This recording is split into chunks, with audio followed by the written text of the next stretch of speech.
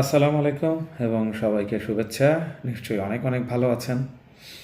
বাংলাদেশ তো এখন খুবই গরম একটি বিষয় নিয়ে, সেটি হচ্ছে পরিবর্তিত পরিস্থিতিতে রাজনৈতিক যে দলগুলো রয়েছে, নতুন নতুন রাজনৈতিক দলের নিবন্ধন এবং তাদের লোগো পাওয়া নিয়ে একটা গরমাগরম অবস্থা।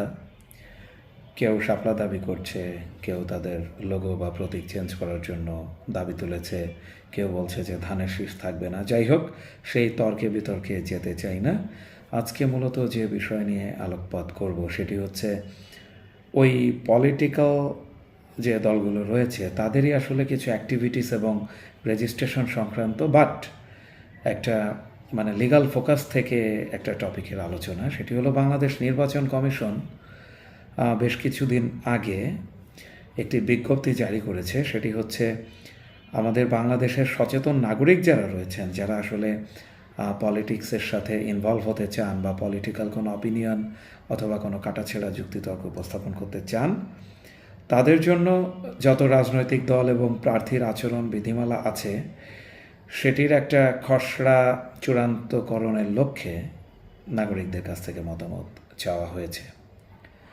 তো এটি আসলে একটি আইন ছিল। বাংলাদেশ যখন 1971 সালে পাকিস্তান থেকে স্বাধীন হয়, সেই গণপ্রতিনিধিত্ব আদেশ 1972-এর যে সংশ্লিষ্ট অনুচ্ছেদ, সেটির যথাযথ কর্তৃপক্ষ কর্তৃক সংশোধন সাপেক্ষে ওই representation of the people's order 1972 article 91B, সেই আলোকে রাজনৈতিক দল ও প্রার্থীর আচরণ বিধিমালা 2025, অর্থাৎ 2025-এ এসে যে রাজনৈতিক দলগুলো আছে এবং যে প্রার্থীগুলো আমরা আশা করছি বা পাবো, তাদের আচরণ বিধিমালা কেমন হতে পারে, সেই বিধিমালার একটি খসড়া আমাদের নির্বাচন কমিশন ওয়েবসাইটে কিন্তু প্রকাশ করা আছে।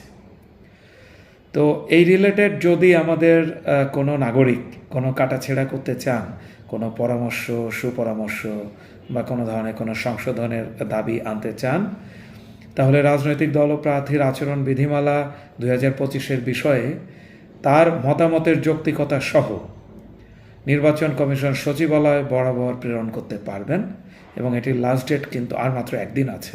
আমার ভিডিওটি আসলে আরও আগে করা উচিত ছিল, কিন্তু যে কোনো ব্যস্ততার কারণে যাই হোক বলা হয়নি। আগামী 24 ঘন্টার মধ্যে আপনারা দাখিল করতে পারবেন। সেক্ষেত্রে আপনাদের মতামত কিন্তু সাদরে গ্রহণ করা হবে। অর্থাৎ নির্বাচন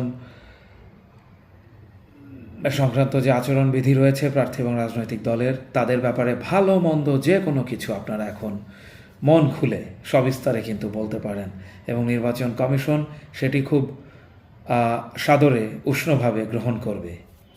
তো এই ছিল আমার আজকের বক্তব্য, মেসেজ।